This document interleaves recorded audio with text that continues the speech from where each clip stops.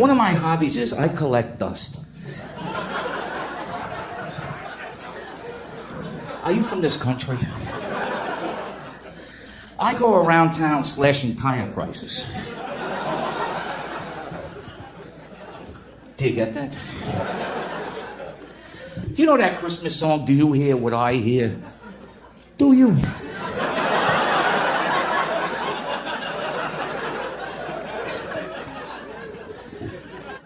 You stop laughing, you stop laughing, sir. You got the idea there are no jokes. There's a kind of hush all over this room. I'm addicted to prescription glasses.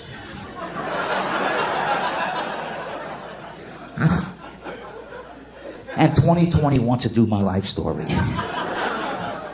It gets where a 4-year-old wrote this.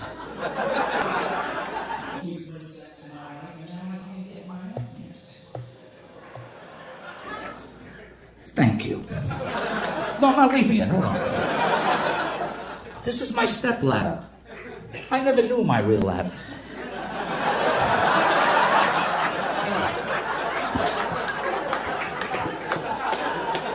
I heard great things about my real ladder, that he supported 3 people at one time. The last I heard he's one of, I fucked that up too. The last I heard he was in the 12-step program. It really didn't matter. Oh, thank you.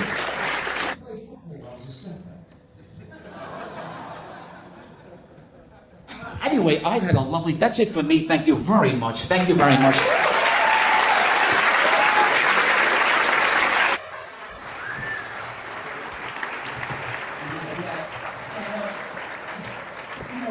Anyway, with that, I'm going to bring up the man.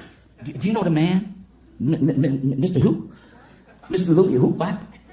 Mr. Louis Prima? No. Mr. Louis Armstrong? No. Mr. Louis C.K. Here he is.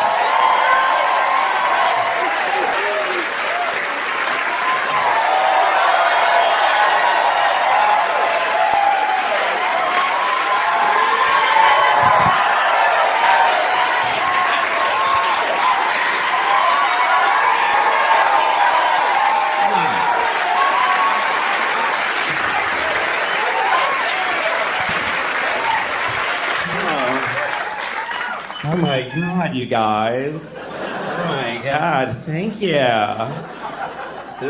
You guys are great. Thank you.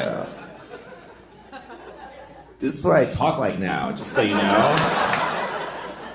I'm gonna do the whole show like this. Really a very offensive stereotype of a Mexican.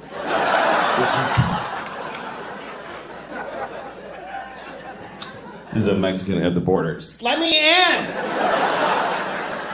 Jesus! You guys are dicks in there anyway! Fuck you, America!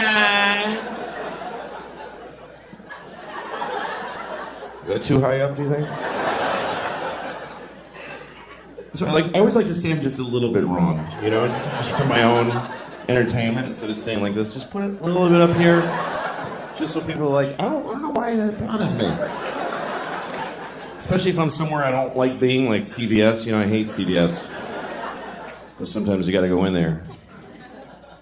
That should be their slogan. CVS. CVS, sometimes you gotta come in here.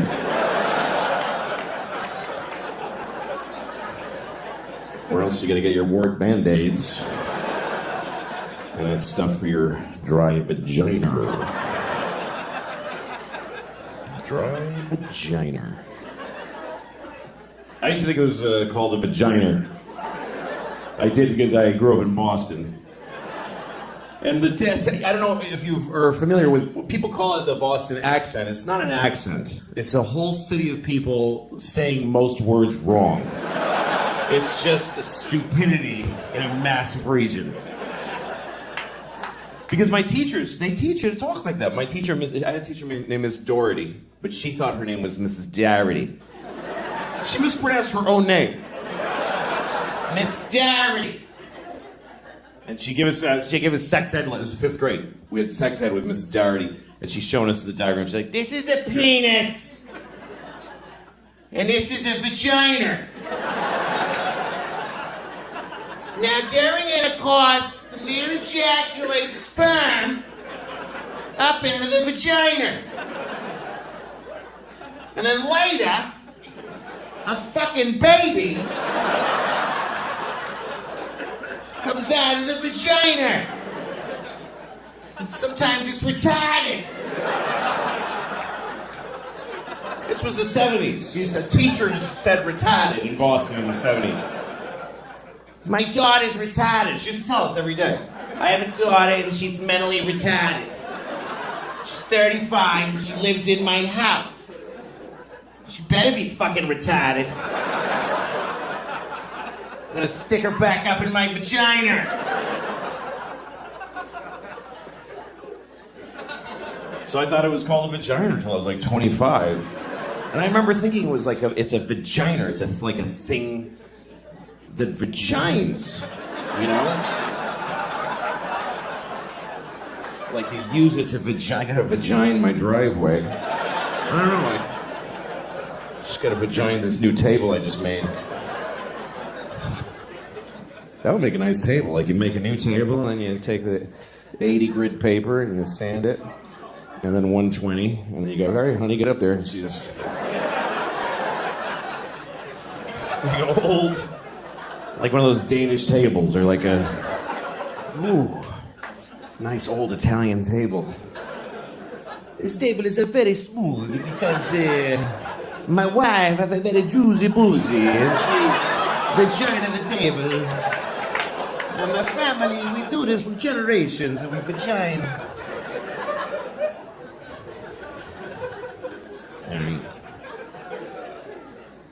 So I'm 47 now, and yeah, I know that's about what it's worth. That's what that deserves. Woo. Woo. Woo. Yeah, 47 doesn't buy anything. 18 you can vote, 21 you can drink, and 47 you can just keep doing whatever. Just do it. Just keep being out of breath. One good thing is that I've let go of any dream of getting in great shape. Like, it's like a relief. Just because my whole life I've been like, well, it's someday I should really get in great shape. Now I'm like, what? Why would I do that? That's not going to happen. To me, the level I want to reach as far as the shape I'm in, I just want it to be so that if you find out that I died, you ask what happened. That's all. I want you to wonder what happened. I don't want to be like, oh, he died? Oh, yeah, well, sure. Sure he did. Sure he did. This would be a bigger news. Did you hear Louis is still alive? Shit. Oh, really? Oh, my God.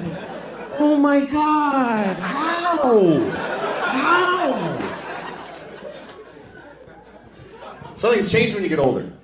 Like, I've reallocated some of the noises that I make. Like, the noise I used to make when I come is now the noise I make when I pee.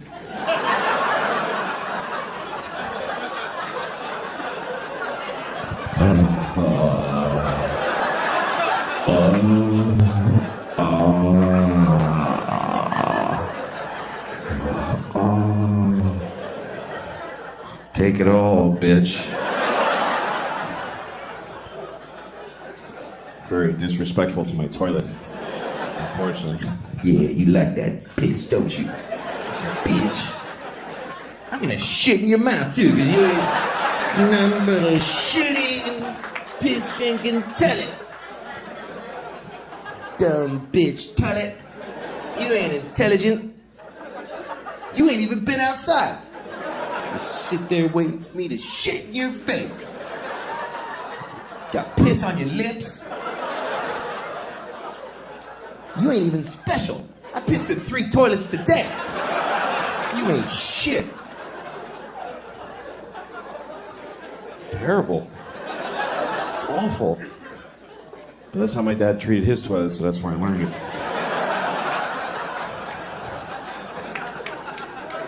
It's a shame. So that's the noise I make when I pee. And some of you might be wondering. None of you are wondering. what noise do I make when I come? So this is the noise I make when I come. I just go. It is done! Thing with clouds and lightning and crows. Ah! The circle is complete! Kind of intense.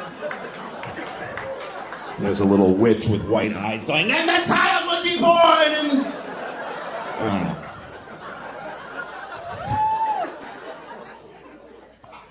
One time I was having sex with a woman. It was our first time having sex. Also turned out to be our last time. But I wasn't. Didn't know that it was. Anyway, I was gonna come soon, so I felt like talking about it. But I didn't know her very well. So it came out weird. I said, "Oh, I'm coming."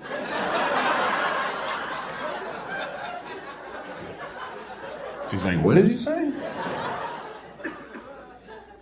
Because I was back there. That's why she had to go like this. What'd you say? What was that back there, Chief? What was that? I'm always back there. It's a weird thing to brag about. I'm always behind her. Every time.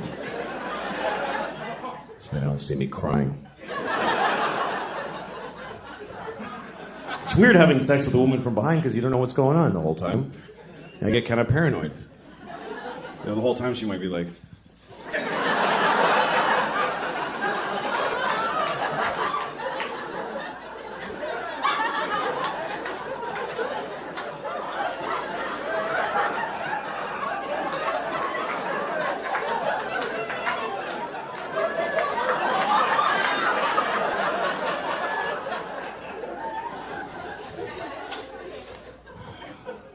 I was on the subway in New York. This isn't another sex story.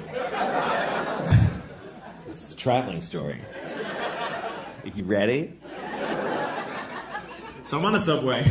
And I'm standing there. I wasn't holding anything. I just like to stand like this. I'm standing there.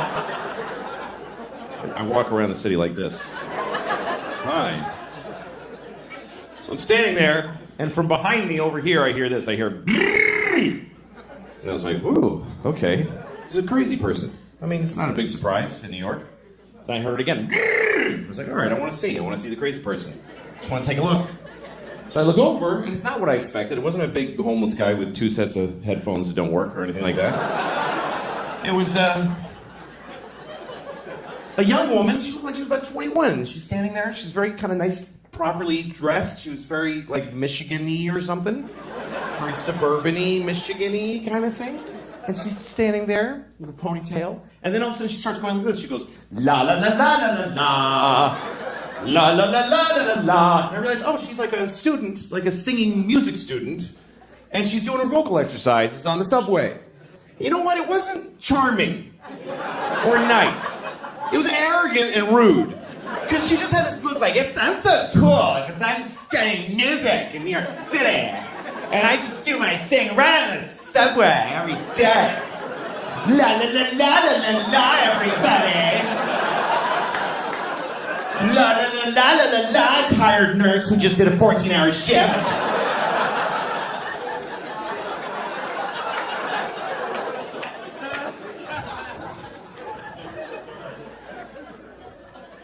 We live in an interesting time, you know? Because you can be on an airplane, you're like one of 200 passengers, you're on a flight, 30,000 feet in the air, in the middle of the flight. If you just decide to do this, you're sitting in your seat, and you start going like this, you go, Mwah! Mwah! Mwah! If you do that and don't stop doing it, they will land the plane.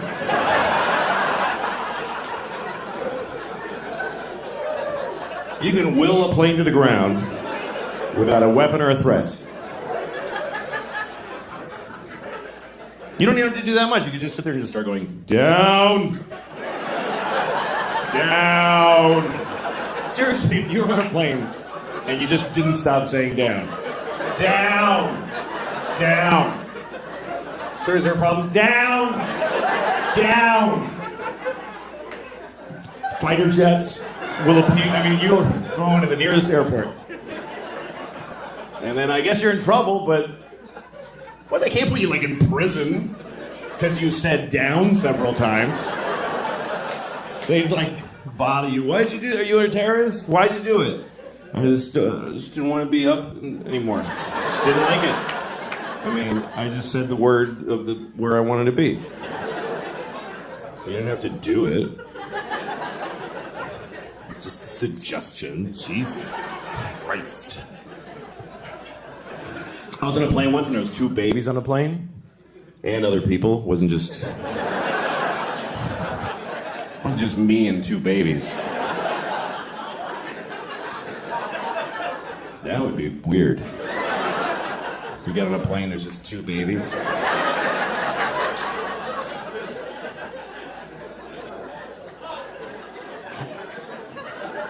Come on, we're leaving soon. He's the pilot baby. I'm the other baby. No, it's alright, I'm not gonna... You babies have a good flight. But I'm gonna find another way to get there. Yeah, I don't like the way this was starting. Anyway, I was on a plane and there was these 2 babies and they're crying the whole time. Crying the whole flight, and that happens a lot. I don't think they knew each other, they're just crying.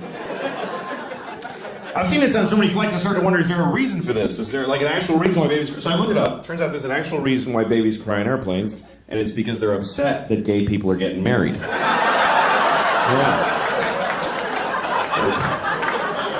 Like really upset. Like inconsolably upset. Honey, it's the country's changing.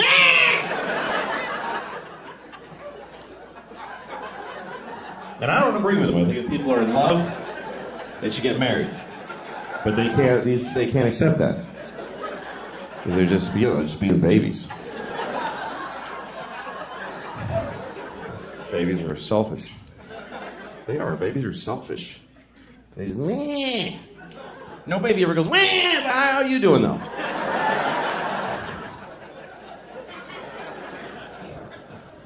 I have 2 daughters, and both of them at one time were babies, and I held them and they cried on planes. It's happened to me. I've had a baby on a plane. If you're ever, this is how selfish people are. When you're on a plane and you hear a baby crying, you think that's happening to you. You're like, oh, this is gonna ruin my flight. It's gonna ruin it. Well, look at the parent, because that person is holding a crying baby on a plane, which means they've been traveling with a baby all day, which means they have a baby. Okay? So their life isn't even good. They don't like anything. Their whole life was, Jesus.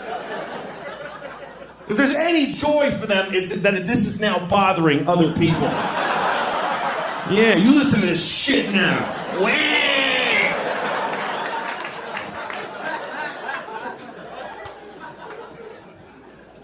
I remember one time my baby was crying on the plane. She was really upset. And this guy, some businessman on the plane, because businessmen always think that every flight is a private plane of theirs that we're all like piggybacking on. And this guy has this fucking newspaper, and he turns around to look at me and my baby, and he looks right at me. He doesn't kind of like go like this. He looks at me like, Like, could you? Like, oh, I'm sorry. Is this bothering you? Let me just.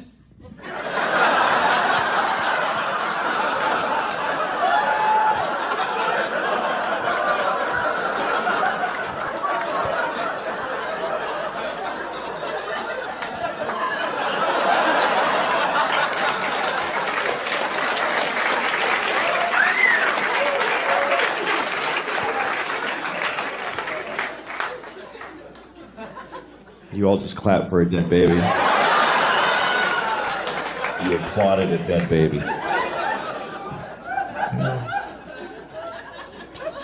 I have 2 children, 9 and 12 years old, both girls. They're both gay.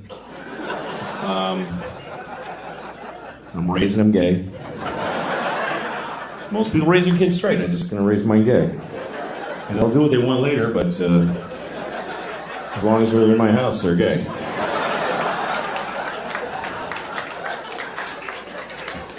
I tell them every day, you're gay, honey, good night. Go to bed. Brush your gay teeth, gay honey. Don't forget to be gay.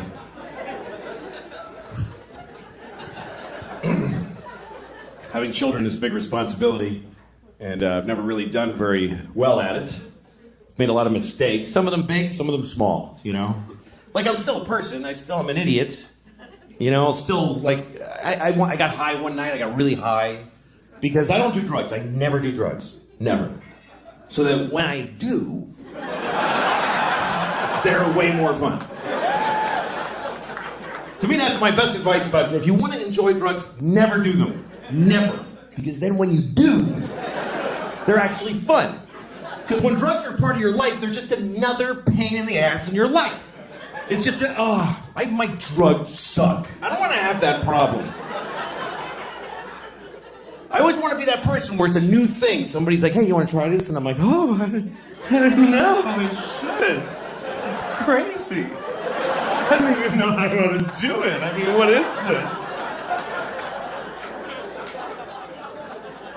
Anyway, I got my friend had a little vape. I'm a little worried, honestly, by the young people with the vaping, and they just do this, and then they just vape, and they just stand on the corner and puff and look at the fucking thing. And I miss you. That's what it is. I miss you people, because you used to stand around like this, and I get to go, fuck that one, and that was okay. But now I don't even. I'm just looking at the top of people's heads now. But I didn't realize how, like, my friend. I have a younger friend who vapes, and she told me it's just to kind of like calm down. She's like, I barely feel it, you know? Sometimes it helps me sleep. So one night we're hanging out, I'm like, I'm gonna go home and go to sleep, but I mean, I'll just try it. So I took one little tiny hit. I was insane. I was completely insane. I was in my house, I couldn't even walk past the window. I had to go under the windows because I was afraid of the inside of my own brain. So I started texting people, just texting, I'm so high. I'm so fucking high. I'm so high. And I texted, to another friend, I'm so high I want to suck the pot jizz out of my own dick and get higher. That's what I wrote. I'm not bragging, I'm just telling you that's what I wrote. And I sent it. And then later I looked at my text and I was like, I think I might have sent that to my 12-year-old daughter. I think it's possible. And I didn't, but I too easily could have. Now my kids are in my phone. There needs to be some very reliable firewall that says these numbers are much harder to text. That you can't just, whoops, traumatize her irreversibly.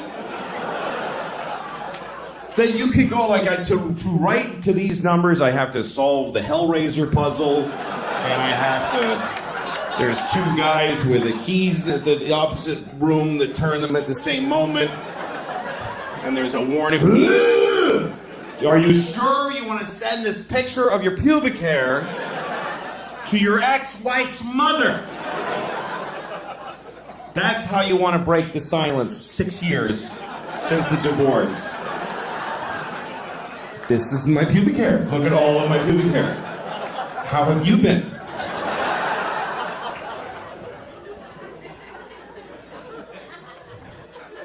I try to be a good dad, but life just kind of takes off. Kids start, they get their own ideas, and my 9-year-old, she's just figuring out about lying, and that's a tough thing. It's hard to roll that one back because lying is pretty amazingly useful in life.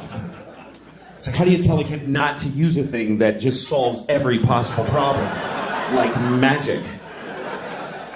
How do you? Because that's why kids lie, because they're in trouble. They lie because they're in more trouble than they can take. Because kids, when a 9-year-old lies, it's not for some weird Machiavellian, Do you know what my teacher said about you? It's interesting. They don't just make shit up. They lie because they're in trouble. And it's more than they get, because trouble is too much for a kid. Trouble, for grown-ups, we can take trouble. We don't care. We just go, oh, I'm sorry. Am I in trouble? What? We don't care. But to a little kid, trouble is like this horrible, did you take the chocolate?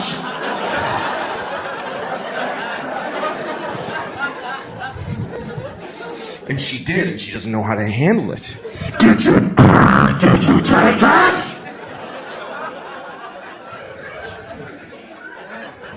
No.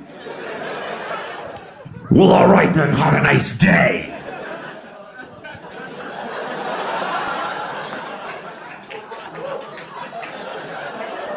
How do you then tell her, yeah, don't ever apply that perfect solution again to terrifying things?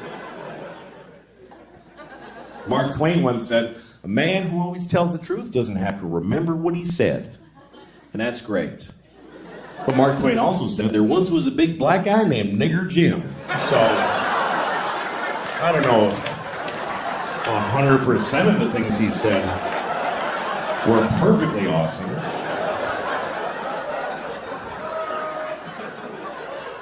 Really, Mark, Nigger Jim, you're gonna go with... That's the best you could do.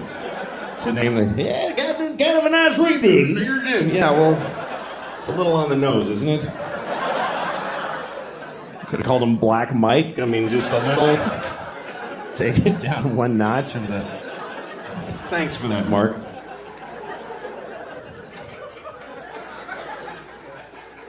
Anyway, so while we're in this area, now that I know you guys are cool,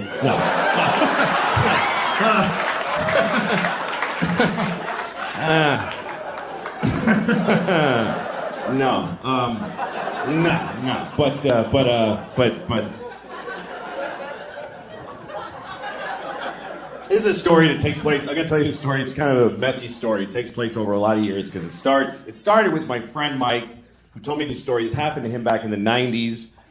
He was going home for Christmas, and he lives in Connecticut. He grew up in Connecticut in some shitty shit town in shitty Connecticut, and he didn't like going home. He's one of those people. He came from a place, doesn't like it anymore, and he goes back. He doesn't know how to handle his family, you know, and he came from a family of white racists, and he doesn't like going home, but it's still home. So he went home for Christmas one year, and everybody's hanging out during the day, talking, having lunch, and his father and his brother both work at this factory, and his brother's grousing about his day at work, and he goes, yeah, and then this fucking nigger fell asleep with the forklift.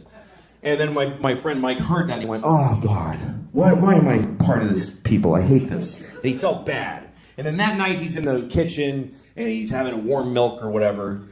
And I don't know why that's funny, but what that says about him. Yeah, because he's a pussy. No.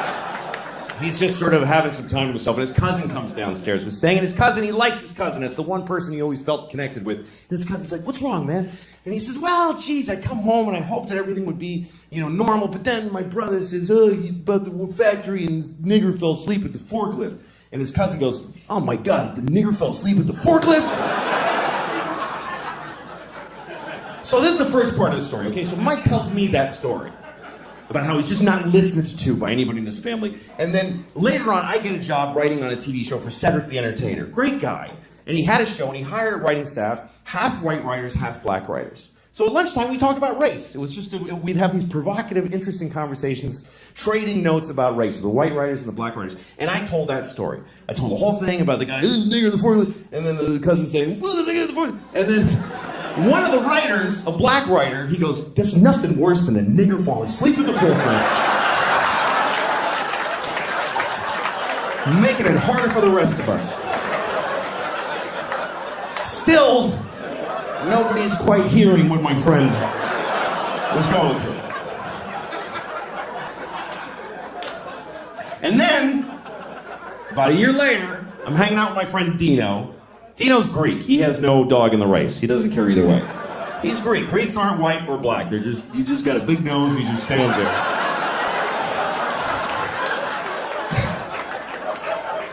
I told Dino the whole story. I told him about the guy, the forklift, and and then the black man, and then Dino says, how do you fall asleep at a forklift?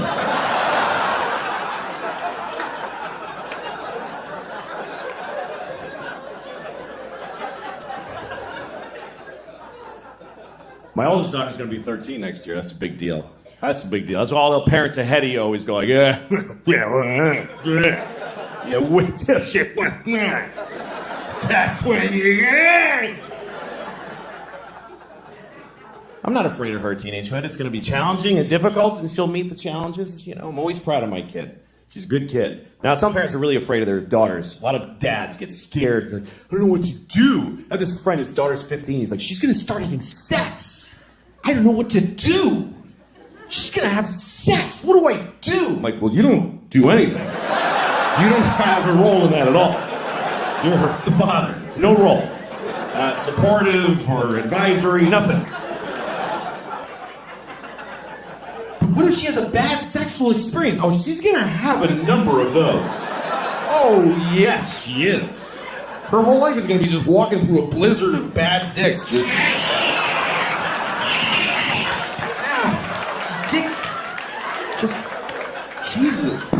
That was a big one. Holy fuck, I'm just trying to get to work.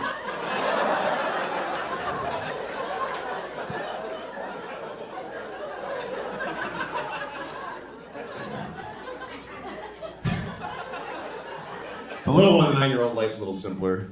Tap dancing. She takes tap dancing class. We started her with tap dancing because we figure by the time she grows up, it'll be the 1930s again. And yeah, she'll have this thing she can do that nobody enjoys watching. Do you know who the audience is for tap dancing? The parents of tap dancing students. That's all of it. Because we all have to go to the show at the end of the tap dancing semester. And they have a big theater show, and all the kids get up there. They all tap dance in groups of 3s. There's about 6,000 kids. They do about 20 minutes each. So the show's about 7 months long. And everybody dies at the end. But you go because you want to see your kid tap dance. Because it's an amazing thing. Because this was a baby. She was just a baby. She was just like, that's it. And now she's going like this. It's amazing. But you gotta watch all those other kids that you don't love at all. You gotta watch people, the grown-ups do it. There's grown-up adult students and they get up there, get off. Nobody's here to see you. Nobody. Your parents are dead. You're 52. Nobody came from work. Nobody came from work.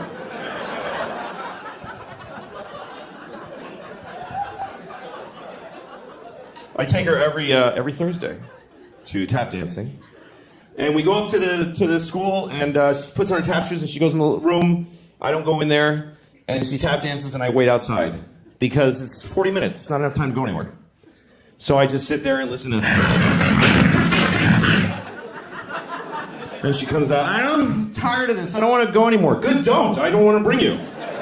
Quit. I don't care. I don't push my kids into this shit. Because you gotta do it too. I don't want to do it. Daddy, I'm tired of soccer. Soccer is out of our lives forever. With those words from thy mouth. Soccer is gone. I don't care. Don't go to school. I don't want to get up at 7. Don't do any of this shit, honey. I don't care. I have money. Just eat the food in the house. Stay home and eat. You and your sister don't have kids, I can cover all of us, and then we all die.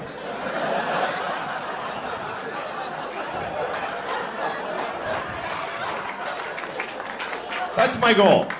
I want to make enough money that we can just lock the door and eat the food. That's it. Daddy, what are we doing today? Go to the food room and pick something out and go to bed. That's all that's required of you. People overthink this life shit. People get all knotted up. I don't know what to do in my life. Like, I don't know, like, what I should be, or, like, I don't know. It's, what should I, like, do with my life? Just get food, put it in. Put food in here. That's it. Put food in here. Walk around and look for food. And anytime you see any food, put it in here. Just take it and put it in here. Later, when you feel pressure, shit out the shit in there. That's it. If anybody tries to stop you from doing either of those, murder them.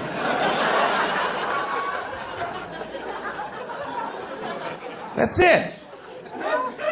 Doesn't have to be more complicated. Do it till you're died, till you're dead, till you're dead, died, dead. I don't know how long I'm gonna live, I have no idea. You don't really ever get to find out. You never get to go, okay, I'm dead, so 80.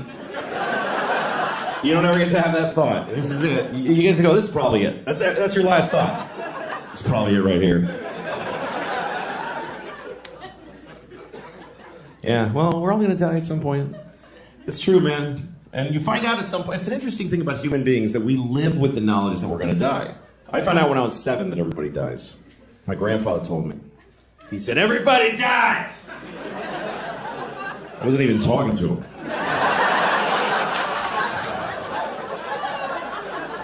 I was just trying to blow out the candles.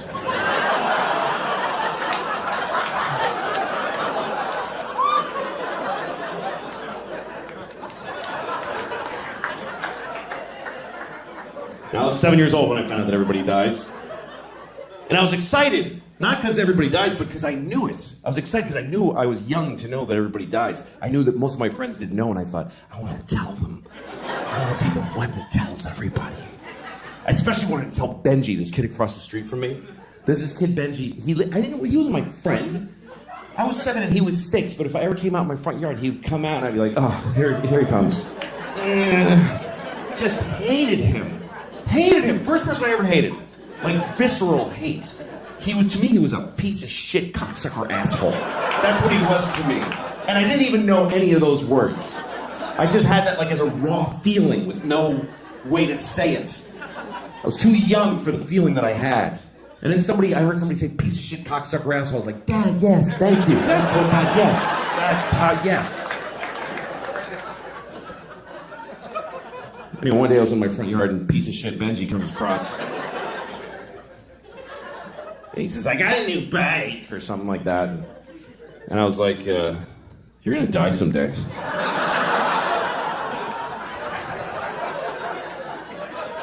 He was like, what? No, I'm not. I said, yes, you are. Everybody dies. You're gonna die, and your mom's gonna die, and your daddy's gonna die. In that order. He was really upset, and he starts running. It's still funny to me. It still makes me laugh. 40 years later, I can still see it so clearly that it still makes me laugh.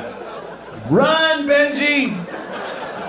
You can't run from this shit, bitch! It's gonna get ya! I wonder if he's dead. Anyway, so he came back with his mom. His mom's so angry. And then I was scared. And his mom came over. What did you say to him? And I said, I just told him that everybody dies. And she goes, well, that's not necessarily true. He's like, what? She says, well, some people die, but not everybody does. And I was so full of questions. I was like, what about Abraham Lincoln and George Washington? They're dead. But she said, yeah, that's because something happened to them. George Washington didn't take care of himself, and Lincoln got shot. But there's a lot of people alive from those days. And I was like, really? What about, like, Bible people? And she's like, yeah, we have to go. And then she left. Because I think she realized this is only going to get worse. She's not on a good side of this argument. And then I went to my mom. I told the whole thing. She was like, don't worry, that lady's a fucking idiot. Don't listen to her. My mom said, don't worry, baby. You're definitely going to die.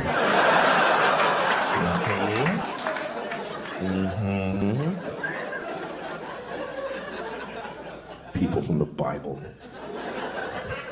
I wonder if people in the Bible knew they were going to be in the Bible. Like, guys, this is totally going to be in the Bible. You guys are going to get in the Bible, everybody. I'm going to get my roots done so I look good for the Bible.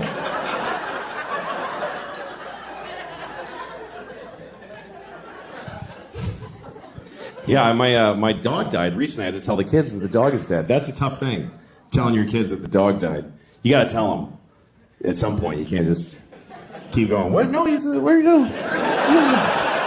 Oh, there he goes. That little scamp. Go get him. Told my kids the dog died, and we dealt with it. And I was proud of them how they expressed their feelings about it. They cried. I was proud of them how they dealt with their feelings and what they said about it and how they processed it. And I realized this was a positive thing. That's how you start thinking as a parent. A lot of things you don't think would be positive really are because a dog dying is an opportunity to deal with death. With your kids, it's like a dry run for grandma. It is. It is. Dog dies, you talk about it, you deal with it. Later on, you go, so you know all that stuff we talked about the dog? Yeah, so grandma now.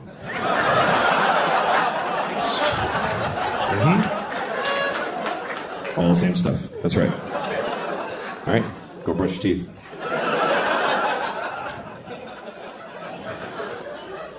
I had a dog when I was a kid, and he hated me. And it really hurt. It's a true story. My dog hated me. And I wanted a dog so bad. I was like 10 years old. I used to beg my mother for a dog. And she just would say, like, you had one when you were a baby and it died. It's fine. But finally, she said, you can have a dog if you keep your room clean for a month. And I was so excited because I was like, I'm getting a dog. I told all my friends, I'm going to get a dog. All I have to do is keep my room clean for a month. I lasted about a week and it just went to shit. I couldn't do it. And I tried like 3-4 days. I couldn't do it.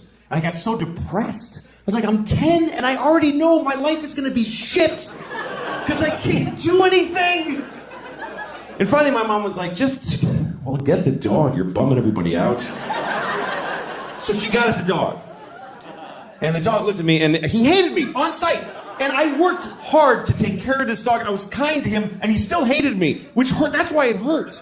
Because he must have just hated like who I am inside.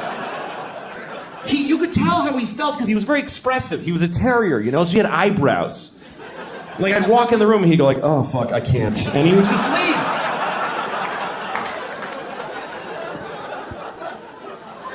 I would take him for a walk and I had to use a leash and I didn't want to use a leash. I want to be one of those cool guys with a dog that just comes along, you know, those guys who's got like a suede jacket with patches in it. And like scratchy hair, and he's like, hey, and gets in his old pickup, and he's like, come on, buddy. He goes like, you know those guys that can whistle, that cool whistle? Whatever. Woo!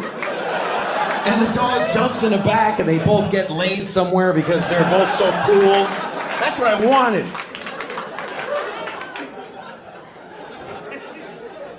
But my dog would go for a walk, and the leash was like taut, like this. It wasn't even like, yeah, we're friends. It was like, I'm far from this kid. Can I get my face? He would be choking himself the whole thing.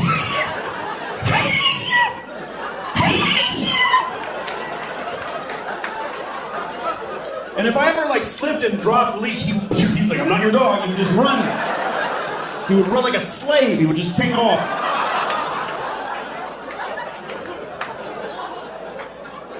That's how he ran. It's an apt description. That's how he ran. He didn't run like a deer. This is how deer ran. He ran like this.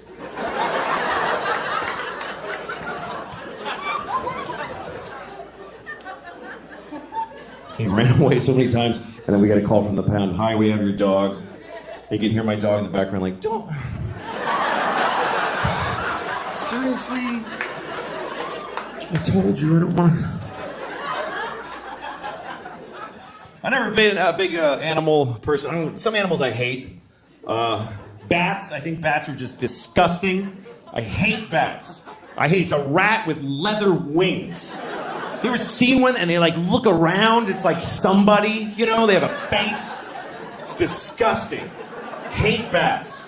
And I'm sure there's a whole thing of, oh, did you know the bats make all the French toast in the world or whatever? I don't care. Hate them.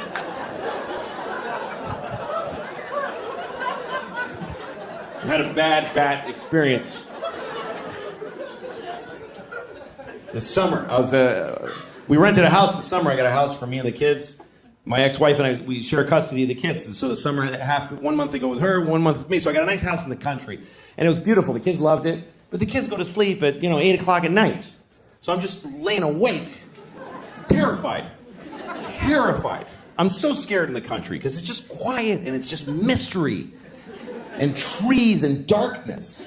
I live in New York City. I feel perfectly safe there. I'm surrounded by murderers and child molesters and Jews. I mean, there are there's a bunch of those. But so one night I'm in that country house and I'm just laying awake, just begging for the fucking sun to come up so I can sleep through my days with the kids. And I'm laying awake, and my bedroom's above the kitchen, and I hear this. I swear to God, I heard this sound. I heard, what are you singing? I heard that, like clear as a bell. And immediately my heart is pounding. I'm like, I'm going to have a heart attack right now. Because there is a witch in the kitchen. First of all, there are witches. I have no doubt in that moment. There's witches. That's how easy it was to flip me over. Oh, there are witches. And there's one in the kitchen. And I gotta go down there. I can't just, they like kids. She'll get the kids. So I go downstairs. I'm terrified. And I'm standing outside the kitchen door like this for like an hour. Too scared to go in until a little bit of logic seeped in and told me even if there is a witch in there, she wouldn't just make a noise and then just stand there for like an hour. So I go in, there's nobody in the kitchen. And then I hear the noise again. And it was the dishwasher. The dishwasher has weird tubes. And when the soap goes through them, it's kind of vocal. I don't know why. But it goes... It was the weirdest thing to watch my dishwasher do it. I was like, all right, it's cool. I'm fine. There's no witches.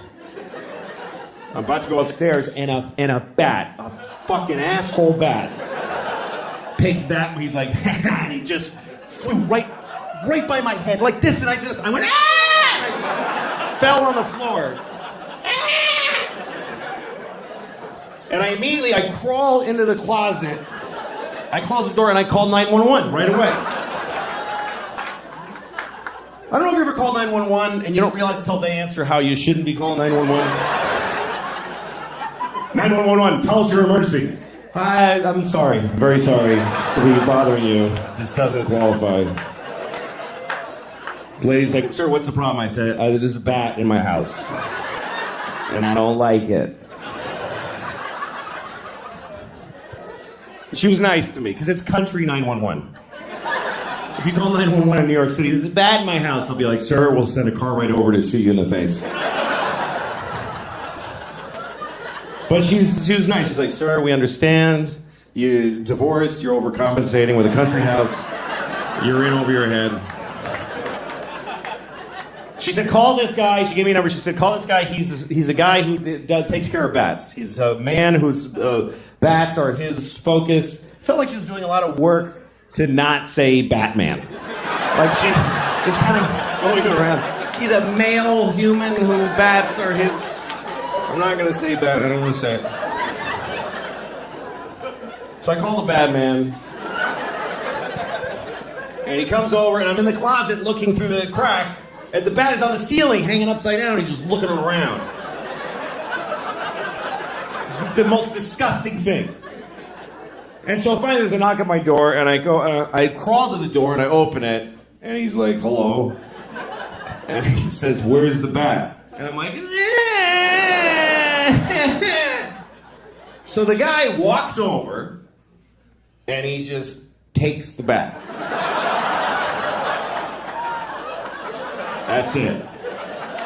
He just took it. He's like, all right. He's like, yeah, you pretty much nailed it. That's amazing. It's like I called somebody and said, help, there's a box of tissues on my table.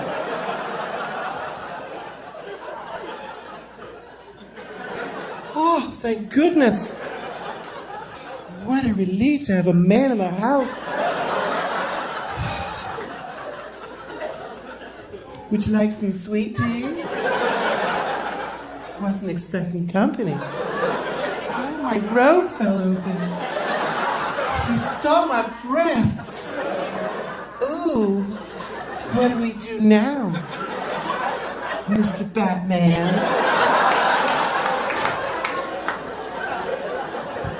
You know, I'm kind of grateful to that bat now.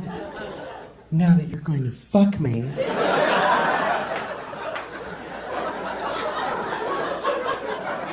You're not? Well, all right, you can go then. I can't get out of it. Sorry.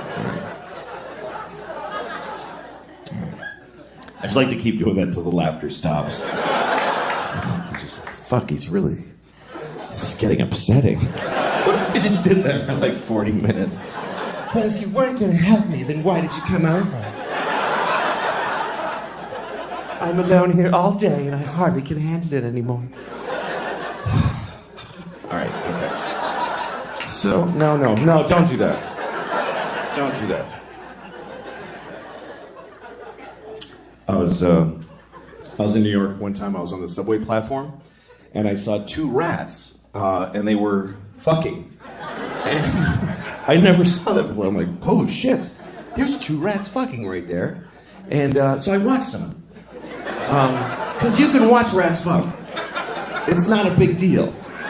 You don't have to go.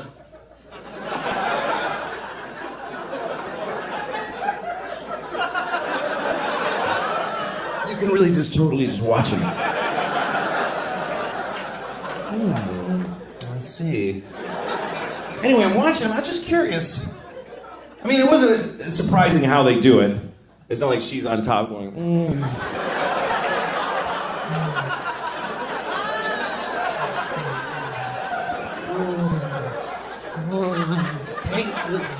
I love it. Oh, I think it's a Japanese rat I'm doing. I don't know. oh, it's so good to fuck you. Oh, come on, Ricky, do me. All right. Anyway, it wasn't anything like that. It was a pretty standard rat fuck. Just, he's on top, kind of smushing her into the pavement. She's like, and I'm watching them. Just, I mean, I didn't like miss my train, just while I was there. Because I was curious. That didn't turn me on, I was just curious. Because I want to know, what is it going to be like when he comes? That's what I wanted to know. What is it like when a rat comes? Is it like, is it just a biological thing? Just a dispassionate kind of just, me, and then he just goes home? Or is it like, oh, fucking yeah? Is it like, yeah. Is it, you know, is it ecstasy? Is it an orgasm? I told that story to a friend of mine. She was like, well, what about the girl rat? What about her orgasm? Why don't you empower her and wonder how she comes? What are you, crazy? Girl rats don't come. There's no way the girl gets to come when rats fuck. First of all, he's not gonna hold out for her. He's not that kind of dude, you can tell. He doesn't give a shit. He's gonna fuck her and leave. He doesn't even know her name. He's not sitting there waiting for her and trying to think of things to not come, like giant garbage bags with no food in them or whatever. And even if he did, she's on a subway platform in front of people. She's not going to be able to get to that place, that inside place that girl rats need to find their orgasm. Because I know what girl rats need. I know how to make a girl rat come. I do. You just pick them up and hold them upside down, and you just...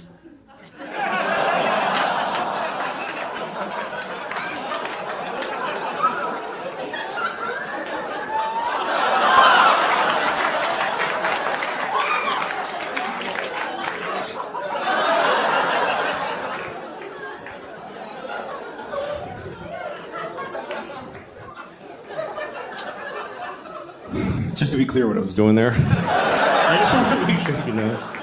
I spit in her mouth while I played with her little asshole. Don't judge her, that's what she likes. I did it for her.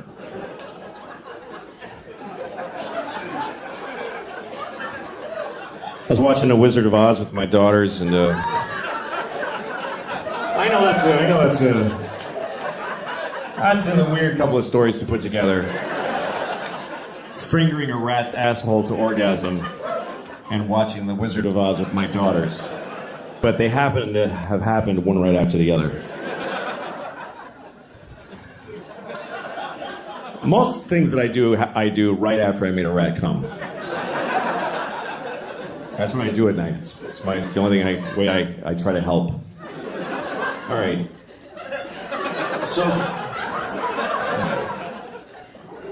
let me just tell you this first. I was at a place to eat and dinner in New York, and I heard these two women talking, and one of them is talking about the guy she's dating. They were about 21 years old, like NYU students, and so she's talking about it. You know, a lot of times I'll hear this woman talking about the guy she's dating, and she runs down the stuff that's not satisfying. the things she doesn't like. She's like, he just, I text him and he like doesn't like respond right away, and then when he does, it's like whatever. So that's weird. And then like I saw him and he's just being weird, and so then he like calls me. He's like, I'm sorry, I'm weird because it's like weird right now. And I was like, whatever. It's just weird. And then I'm listening because I want to know, what is her friend going to say? I want to know what kind of friend she has, And her friend just says, he's a piece of shit. He's a piece of shit. He's not good enough for you because you're amazing. You're amazing. So he just can't handle how amazing you are. And I remember thinking, that is a shitty friend. That's not a good friend. That is not a good way to approach life. I'm amazing. And anybody who doesn't text me back just can't handle how amazing I am. I mean, she's a student. She's not Nelson Mandela. She's in college. I'm sure she's fine, but you're amazing the way you take classes. What is so amazing? She's kind of boring, he's kind of a douche. It's fine. They're fine. You need to know that you're boring a little bit. It's important. Self-love is a good thing, but self-awareness is more important. You need to once in a while go, oh, I'm kind of an asshole. You have to have that thought once in a while, or you're a psychopath. Like when you say to a friend of yours, you're being an asshole, and they're like, no, I'm not. Well, it's not up to you if you're an asshole or not. That's up to everybody else. You don't get to say no to that. You're an asshole. No, I'm not. Oh, sorry. I thought, okay, I'm glad I checked. I guess you're not. If somebody tells you you're an asshole, you should go, oh, shit. All right, what happened? How did I get here? It's like somebody saying, you got something on your face. No, I don't. It's like America. I feel like America is like the world's worst girlfriend. America is like a terrible girlfriend to the rest of the world. Because when somebody hurts America, she remembers it forever. But if she does anything bad, it's like, what? I didn't do anything. America, why do you keep bombing those people in Yemen and all these? It's 9/11, okay? 9/11. Shut up, asshole. Okay, well, you killed hundreds of thousands of people, so I think, yeah, now, but 9/11. Fuck yeah. And damn! Yeah, but you're torturing people. It wasn't even torture. Oh my God. He's such a baby. I didn't even do anything to him. I'm saying this about women because I'm a guy. Women might say this about, this is what guys like. That's just what it's like, because I think racism and sexism are very different. To me, racism is just a mistake. It's like just an error. It doesn't really make any sense. We could just do away with it. But sexism isn't going anywhere. Because sexism is way deep the fuck down inside. So it's just the way we feel about each other. So, women! Women!